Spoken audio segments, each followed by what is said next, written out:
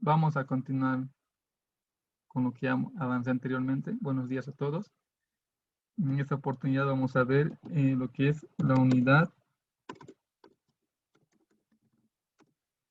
1, que es Introducción al Sistema de Contabilidad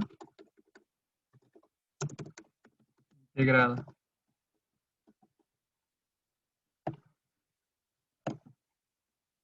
Solo han ingresado 34, me imagino que siguen ingresando. Ya.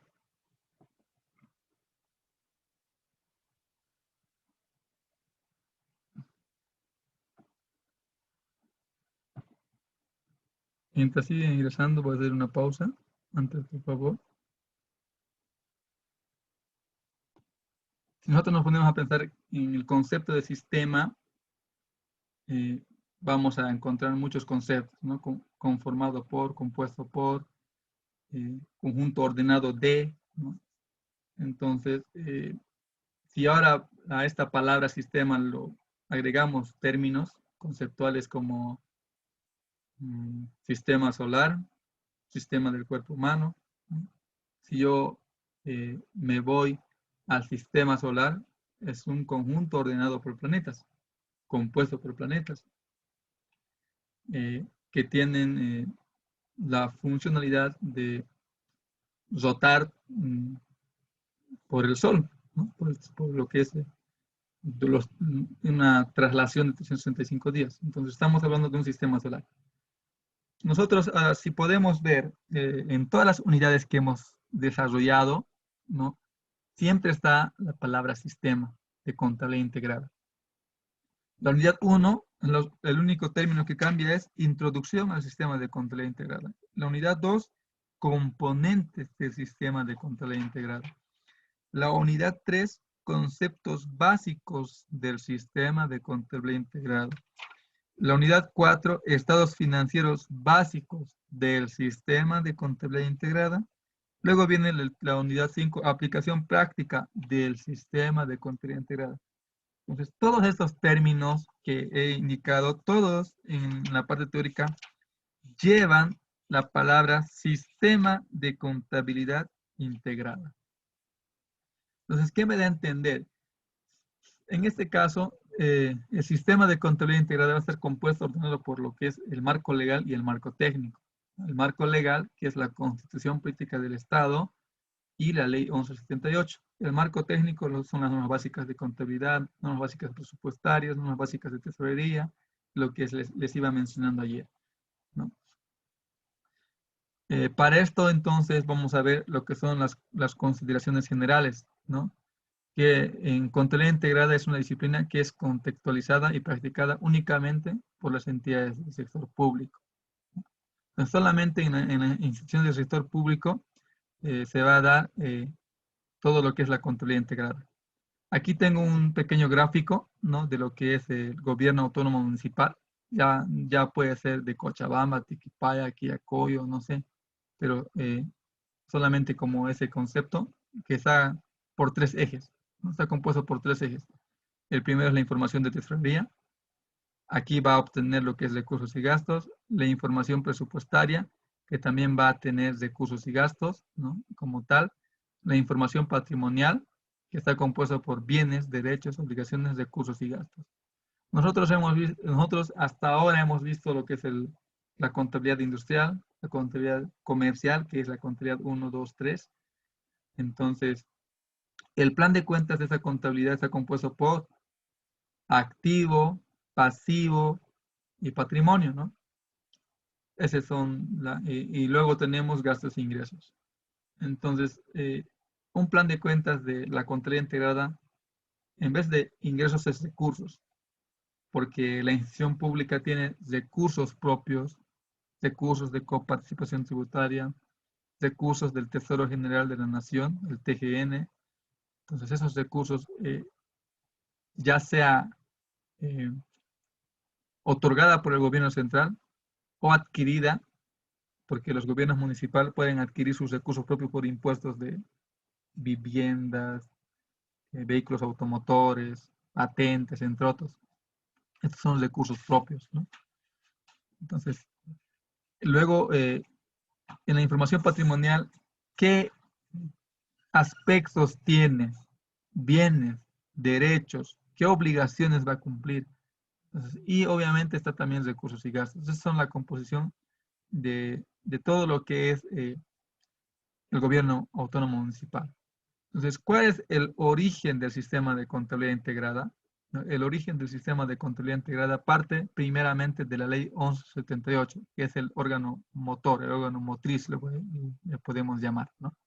Entonces, esta ley 1178 va a regir la programación de operaciones, como estamos aquí, la programación de operaciones, la organización, administración, presupuesto, administración de personal, administración de bienes y servicios, tesorería y crédito público. Entonces, programación de operaciones, ¿qué específicamente va a la finalidad que va a tener esta parte de programación de operaciones? Programar de qué manera se va a realizar la contabilidad, bajo qué aspectos se va a tomar en cuenta, qué operaciones tengo que tomar en cuenta, qué información tengo que tomar en cuenta para yo registrar esa operación, esa actividad, ¿no? Organización de la administración, cuáles son las funciones de cada, eh, voy a llamarle funcionario, ¿no? De cada persona que está en un cargo de una institución pública, cuál es la manera de administrar en ese cargo, cuál es la organización de esa institución, de ese ministerio, de esa gobernación, de ese municipio, cuál es su organización, su organigrama, cómo está compuesto. Presupuesto. ¿Qué presupuesto cuenta al inicio de sus actividades para implementar eh, ya sean obras, ¿no? Porque se va a implementar obras, pero es que cada septiembre, cada institución pública siempre está aprobando su POA, está viendo lo que es POA, el plan de operación anual o el presupuesto de operación anual, ¿no? Y en base a eso, durante todo el año va a funcionar su actividad económica, financiera, de acuerdo al POA, ¿no? Administración de personal. ¿Cómo es que se va a administrar el personal en una institución? ¿Qué funciones tiene que saber cada personal que se encuentra en una institución? ¿Cómo se administran los bienes y servicios? No nos olvidemos que los bienes y servicios en una institución privada pertenece a la empresa, es un activo de la empresa. Pero ya en una institución pública, un bien y servicio pertenece al Estado, pertenece a la población, pertenece a la sociedad, porque con los impuestos de la sociedad es que, eh, es que cada funcionario que se encuentra en una institución está desarrollando, ¿no?, esa forma de administración y tiene que cuidar ese bien y el servicio que nos tiene que otorgar tendría que ser lo mejor. Tesorería y crédito público. También las instituciones públicas sacan créditos, tienen su tesorería de su forma de manejo, ¿no? Generalmente por lo que es la Dirección Administrativa Financiera, conocido como la DAF, de qué manera se va a repartir el dinero, estos recursos, cómo se tienen que hacer estos gastos, ¿no? Entonces, ya viendo la parte de la ley 1168 que tenemos en este sector a grandes rasgos, porque no está detallada, y este gráfico de lo que es una institución pequeña, tenemos un concepto básico de contabilidad integral. Nosotros todo el tiempo hemos ido viendo lo que es contabilidad básica, contabilidad 1, como lo llaman. En sí es contabilidad comercial. ¿Cuál es el concepto de contabilidad 1? Es la forma, es el arte de organizar, registrar y clasificar en cuanto a términos económicos se refiere. Es un concepto no técnico, es un concepto que se nos ha quedado en nuestras mentes, ¿no? Aquellos que somos auditores o contadores, durante el transcurso del semestre de las asignaturas aprobadas, ¿no? Si yo voy a un texto, claro, me va a dar un concepto más técnico, Pero un concepto de contabilidad integrada es incorpora las transacciones presupuestarias, ¿no? Presupuestarias, financieras, todo lo que son la información de tesorería y patrimonial en un sistema común, oportuno y confiable. O sea, va a existir un sistema como un programa de operación donde vamos a tener que registrar esas actividades económicas y financieras de manera oportuna y tiene que ser confiable, ¿no? Ese es un concepto pequeño en cuanto a lo que es contabilidad integrada, ¿no? Ahora, eh, eh, por ejemplo, ¿qué es contabilidad? Ya hemos definido, ¿no? Es una técnica de registro, clasificación, según la palabra, el concepto técnico, pero ¿cuál llegaría a ser el ciclo contable de, como toda contabilidad, también la contabilidad integrada tiene un ciclo contable, ¿no? Y para esto yo voy a cerrar esto, voy a minimizar y voy a compartir una pizarra. Aquí ya tenemos ya, y vamos a ver el ciclo contable de una contabilidad integrada. En el centro vamos a tener lo que es retroalimentación.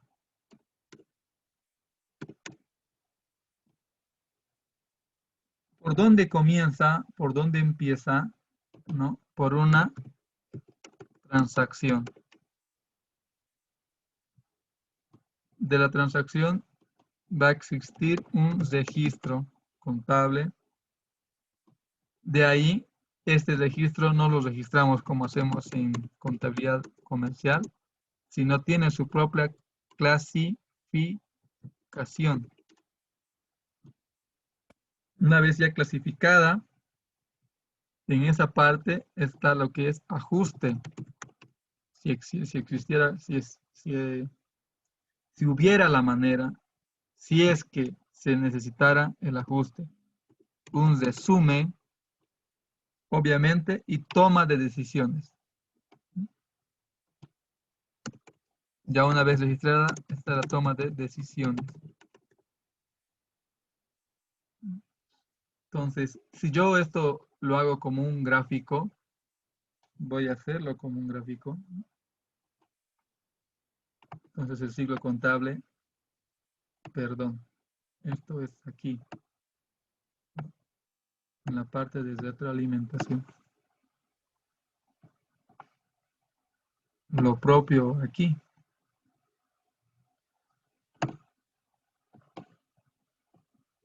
Entonces, todo esto va a seguir este curso, estas direcciones de flechas que yo estoy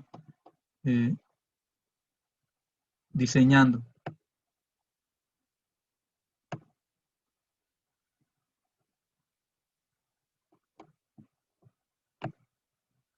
Bajo esta manera es que va a realizarse este ciclo contable.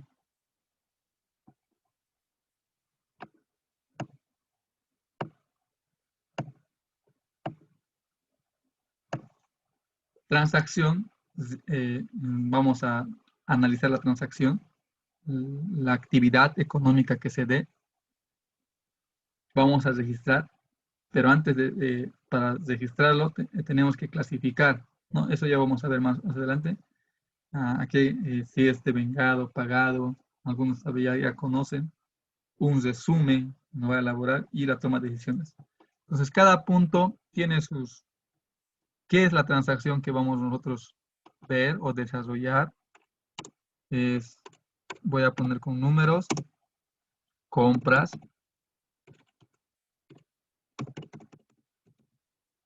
ventas, ¿no? Sueldos y gastos, obviamente.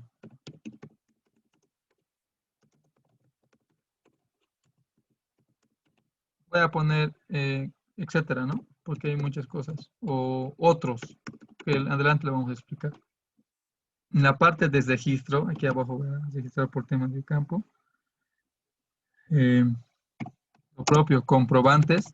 Aquí es pequeña la explicación. Comprobantes contables. Voy a ver el comprobante contable. Aquí como número 2 también tengo que tomar en cuenta el pago de impuestos.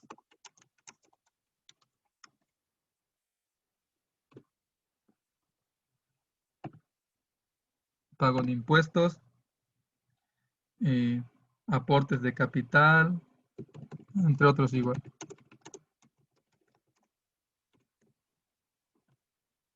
En clasificación, tarjetas de mayor, 1, tarjetas de mayor, número 2, estados de cuenta.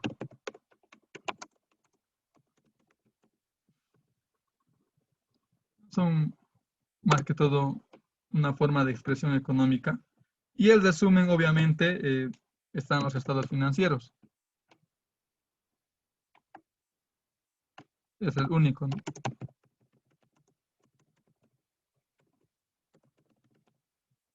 ¿Cómo yo sé la composición de una entidad, ya sea pública y financiera, por los estados financieros? Me imagino que han llevado análisis de estados financieros o recién están llevando. Ahí vemos, ¿no? Si cuánto de valor tiene activo, cuánto de valor tiene pasivo y cuánto de valor tiene patrimonio. Ya estamos anunciando si cuenta con un valor mayor de pasivo que de activo, entonces da a entender que la empresa tiene una deuda grande que no va a poder pagar en el corto tiempo. Entonces, todas esas cosas se analizan en lo que es análisis de estados financieros. Entonces, yo viendo los estados financieros, está hablando del balance general en este caso, veo y analizo cuál es la situación económica que se encuentra en la institución. Si yo veo el estado de resultados ya y veo que hay ventas a 30.000, y una utilidad de 20.000, y me voy al estado de flujo de efectivo y el resultado es que caja solo tiene 5.000. Entonces me tratan de entender que las ventas que se ha desarrollado en una acción de comercial se ha hecho por crédito, ¿no? ¿Cómo es posible que tenga ventas 30.000 pero tenga en caja 5.000? Entonces analizo, ¿no? Ese es el resumen que uno ve en los estados financieros. Lo propio sucede en lo que es las instituciones públicas, ¿no? Y la toma de decisiones ya va más en el margen de, dependiendo si va a haber aumento o puede ser reducción de gastos. Lo propio en lo otro. Aumento o reducción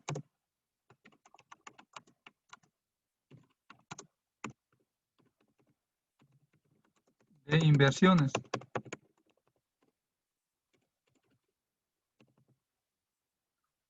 Y ya va a ser la reorganización administrativa, adquisición de activo fijo o no de activo fijo, ¿no? Para tomar decisiones. Y luego viene una retroalimentación, ¿no? En ese orden. Todo este proceso ya ustedes lo han debido ver en contabilidad básica, ¿no? El ciclo contable. Entonces, ya realizando esta explicación, vamos a pasar ahora a ver, y quiero que ustedes igual ingresen a Classroom, ¿no? Ya les he dejado el material de Classroom y vamos a ver la parte de lo que es el eje motriz, el motor de la funcionalidad de las instituciones públicas, que es la ley 1178, ¿no? Administración y control gubernamental. ¿Qué es lo que vamos a tomar en cuenta? Las generalidades del Estado. ¿Cuál es la generalidad? ¿Cómo está compuesto un Estado? En este caso de nuestro país, Bolivia. Estado plurinacional de Bolivia. Entonces, ¿qué es un Estado? Ustedes ya lo pueden leer ahí en la diapositiva que tienen. Yo solamente voy a explicar con conceptos básicos, no técnicos, ¿no? Nos está diciendo que es una sociedad. La sociedad es una familia y dentro de la familia existen integrantes cada individuo. Entonces, esta familia, esta sociedad humana está situado en un territorio y está geográficamente organizada. Y en esta geografía de que cada sociedad está situada, tiene un representante, tiene una autoridad máxima. políticamente hablando, ¿no? Dependiendo de la situación. Si es un departamento, un gobernador; si es un municipio, dependiendo cuál sea el municipio, un alcalde; y si es un país, un presidente. Entonces, lo que buscan es el bienestar, la convivencia social y de todos los miembros que pertenecen al Estado. Y estamos hablando en este caso de Bolivia, ¿no? ¿Y cuáles son los elementos del Estado? La población, todos aquellos quienes habitamos en un territorio, ¿no? Aquí está el territorio, ¿no? Y ese territorio, las alcaldías también tienen sus subdivisiones, distritos 1, 2.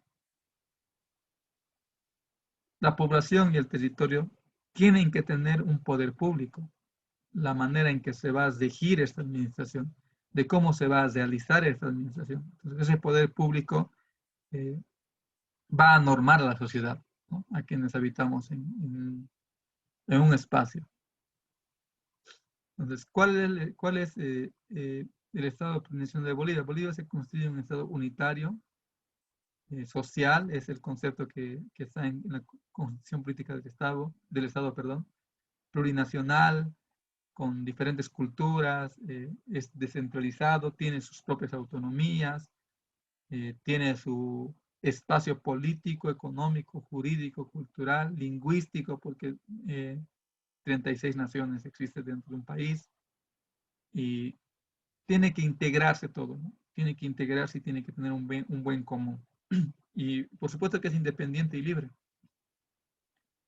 Entonces, ¿qué es el gobierno? Es el mecanismo constitucional a través del cual actúa el elemento poder del Estado. Entonces, que el gobierno tiene una organización, ¿no? Que está formulada en la voluntad del Estado, ¿no? El gobierno no es igual al órgano ejecutivo, ¿no? El gobierno tiene sus propias funciones, que necesita de órganos para administrar el Estado, ¿no? Y aquí vamos a lo que es el gobierno. ¿Cuáles son los órganos del Estado? Antiguamente solamente existían tres, ¿no? Y no eran representados o conocidos como órganos, sino eran como poderes, ¿no? Y estaba el poder legislativo, poder ejecutivo y el poder judicial. Ya una vez aprobada la Constitución Política del Estado, apareció los órganos y se implementó un cuarto. Está el órgano legislativo, el órgano ejecutivo, el órgano judicial y el órgano electoral. Entonces aparece el órgano electoral. ¿Cuál es el concepto de la administración pública, ¿no? La administración pública como tal, ¿cómo es que se va a realizar esto? ¿Cómo es que se va a dar lo que es eh, la administración pública como tal, ¿no? Estamos hablando de todas las instituciones públicas. Por ejemplo, es el conjunto de órganos administrativos que sirven al Estado para la realización de funciones y actividades destinadas a la provisión de bienes, obras y servicios a los estados. Se tiene que proveer bienes, obras y servicios a toda la sociedad. Fines esenciales del Estado. Aquí tenemos un concepto muy ampuloso, yo lo voy a explicar de manera más detallada, ¿no? Tiene que tener, los fines esenciales es que exista una sociedad justa, donde todos estén conformes, donde se respete sus culturas, sus entidades sociales, la manera en cómo se expresa. Cada quien tiene que estar libre en el lugar donde habita, ¿no? Garantizar lo que es el bienestar social, la seguridad, la dignidad que cada persona tiene como tal. Tiene que haber un respeto mutuo de las culturas, de las lenguas que tiene este Estado, ¿no? Y tiene que consolidar un país de unidad, ¿no? Tiene que preservar lo que es su historia, su manera de vivir, ¿no? Lo que es la diversidad plurinacional, ¿no? Eso te lo iba repitiendo, que tenemos 36 naciones reconocidas de acuerdo a la Constitución Política. Garantizar los principios y valores que están normados en la Constitución que están estipulados en las leyes para el buen vivir de cada persona, ¿no? Luego está garantizar que toda persona tenga acceso a la educación, salud y trabajo. Y lo mismo, tenemos que aprovechar nuestros recursos naturales en beneficio de la sociedad, para la sociedad, cuidando, conservando el medio ambiente, eh, para el bienestar de nuestra generación y de las futuras generaciones venideras. Y les iba explicando cuáles son los órganos del Estado y sus funciones, ¿no? Anteriormente hemos visto solamente los órganos, pero ahora vamos a ver las funciones. Entonces, estos órganos están estipulados y ya dando como lugar en lo que es en la Constitución Política del Estado, el órgano electoral. Aquí podemos ver, nos dice artículos 208, párrafo 1 de la Constitución Política del Estado, es responsable de la preparación, desarrollo de los procesos electorales, ¿no? Y, y brindar confianza en los resultados que estos van a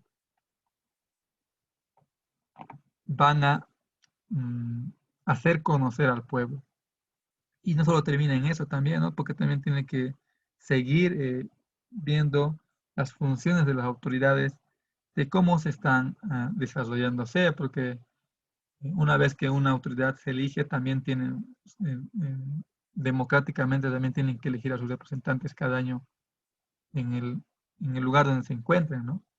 Como por ejemplo, cada año se elige a los presidentes de consejos, presidentes de asambleístas, presidentes de senadores, ¿no? Estamos hablando que cómo se va a presidir todo eso. El órgano legislativo ya va más en lo que es la parte legislativa de cómo se tiene que eh, regirse cada vamos a llamarle, cada senador, cada diputado, cada autoridad a nivel nacional, a nivel departamental y a nivel municipal, ¿no? ¿Cuál es la finalidad? ¿Cómo van a aprobar? ¿Cómo van a sancionar esas leyes nacionales, ¿no? El órgano ejecutivo ya muestra la manera en que tiene que administrar un Estado, un ministerio, una institución pública, porque uno que es, por ejemplo, ministro de Economía, no puede realizar funciones de otro ministerio, tiene sus propias funciones. Entonces, ¿cómo estos van a administrar, cómo van a ellos manejar estas instituciones de manera ejecutiva, ¿no? Esos son los que mayormente va a tomar muy en cuenta. Ya estamos hablando del presidente, vicepresidente, de gobernaciones, de todas aquellas autoridades máximas que tiene nuestro Estado. Judicial y tribunal, de cómo se va a ejercer la justicia, cuál es su jurisdicción, qué leyes se va a tomar en cuenta, de qué tribunal está a cargo, cuáles son las sentencias que se va a dictar para impartir justicia, ¿no? Estamos hablando de eso, cuando hablamos de judicial y tribunal. Luego vemos la organización de control de defensa de la sociedad y de defensa del Estado. Entonces, según los artículos 218 y 255, está el defensor del pueblo y el Ministerio Público. El defensor del pueblo tiene que defender, como dice su nombre, pueblo, a toda la sociedad en común, de acuerdo a sus derechos que tiene. Y estos derechos humanos están declarados, pues, no solamente a nivel nacional, sino también a nivel internacional, ¿no? Existen leyes de derechos humanos a nivel internacional que están a conocer cuáles son sus derechos. Y nosotros estamos acostumbrados a exigir nuestros derechos, a pedir nuestros derechos, pero se nos olvidan nuestros deberes, ¿no? Lo ideal es que si vamos a exigir un derecho, que primero cumplamos nuestros deberes como sociedad, como persona, como individuo. Y el Ministerio Público tiene que dar legalidad a todo lo que es a un derecho como persona, si es que existiera algún delito que me hicieron o que le hacen a la sociedad, ¿no? Tiene que impartir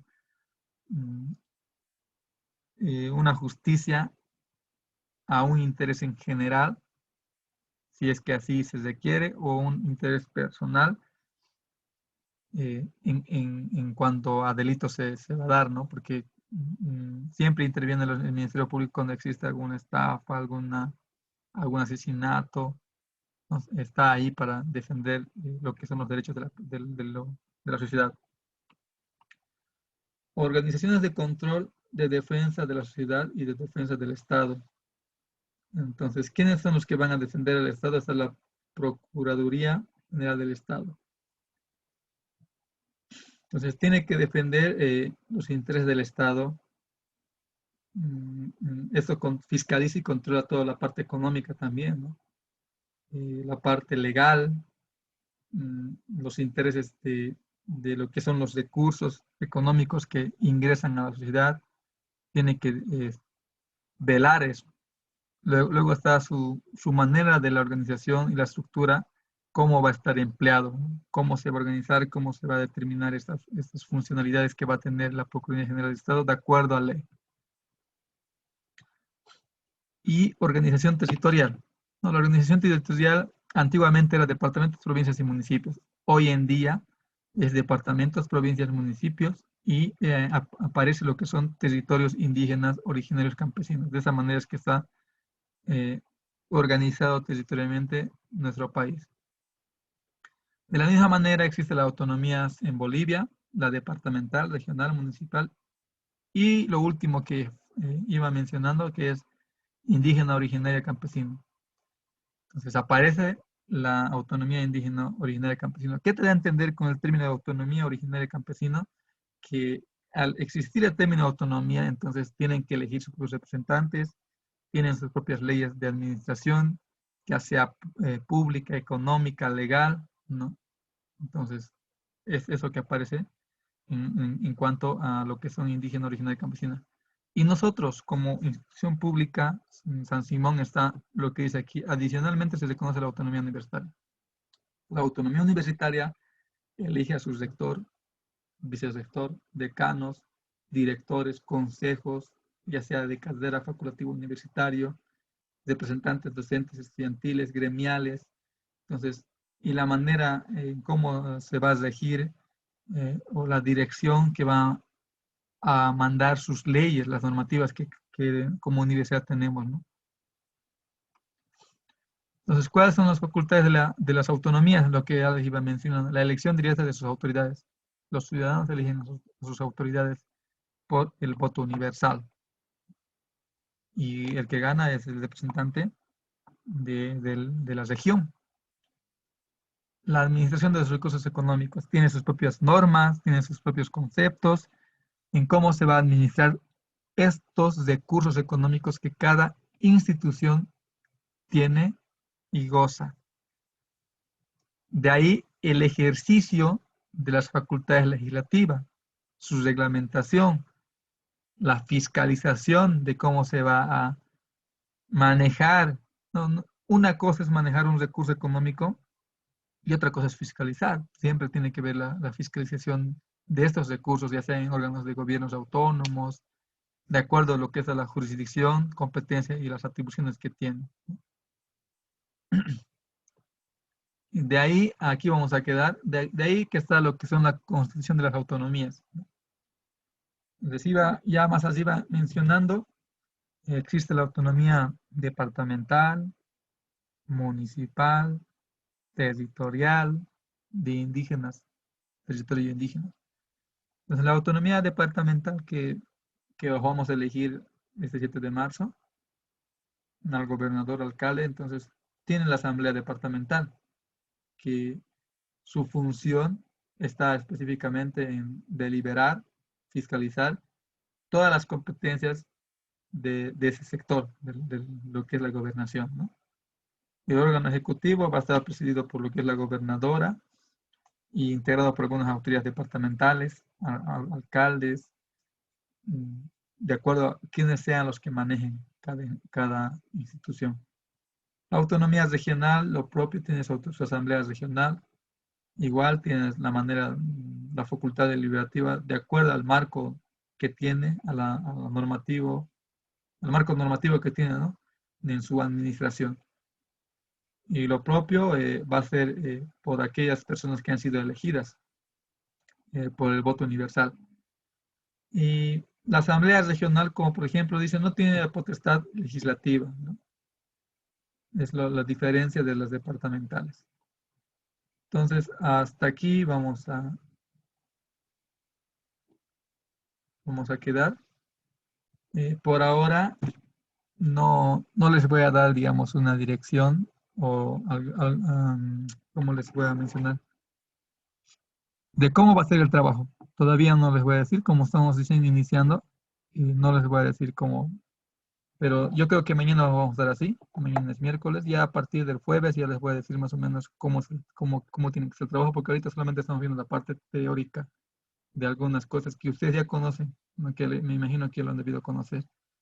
Entonces, sobre el trabajo aún no les voy a decir qué van a hacer hoy, ¿no? Porque hemos visto, sería que les diga resumen de la Constitución Política del Estado y eso no es nada práctico para mí. O sea, un resumen no da a entender nada.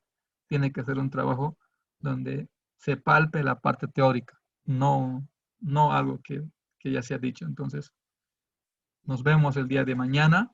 Y no les voy a decir el trabajo en qué consiste porque no hemos visto todavía a detalle la parte de los sistemas de admisión de personal, de presupuestos y de tesorería. Ahora, si mañana no me dan las listas, vamos a seguir manejando lo que hemos hecho hoy día, ¿no? Los 100 primeros, en el primer enlace y los otros en el segundo. Entonces, nos vemos el día de mañana. Hasta luego. Lice va a subir los videos hoy día, ¿verdad? Sí, sí. Listo, listo, gracias.